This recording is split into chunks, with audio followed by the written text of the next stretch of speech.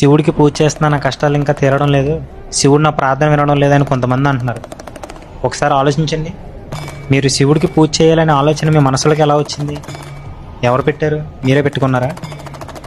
అసలు ఈ ప్రపంచంలో ఎంతోమంది శివుడిని గుర్తు కూడా పెట్టుకోరు. కానీ మీకు శివుడిని చేరాలి, శివనామస్మరణ చేయాలి, శివుడికి దగ్గరగా నిలబడాలి అని మీ మనసులో ఆలోచన వచ్చిందంటే అది శివుడే మీలో కల్పించిన పిలుపు. శివుడు నిజంగా మిమ్మల్ని వదిలేయాలి అనుకుంటే మీకు ఆయన గుర్తు కూడా రాకపోయేది. మీ కష్టాలు ఇంకా ఉన్నాయి అనేది నిజమే, కానీ శివుడు వినడం లేదు అనుకోవద్దు. శివుడు తన భక్తులు చెప్పేది వినకుండా ఉండలేడు, కానీ ఆయన సమాధానం మనకు అర్థమయ్యే విధంగా ఉండకపోవచ్చు. మార్కండేయుడు చిన్న వయసులోనే శివుడిని పూర్తిగా నమ్మాడు, కానీ అతని జీవితంలో కూడా కష్టం వచ్చింది.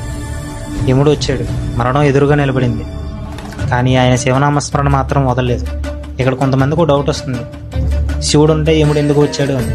శివుడు భక్తుడికి కష్టం రాకుండా జీవితాన్ని ఇవ్వలేదు, కానీ కష్టం వచ్చినప్పుడు భక్తుడిని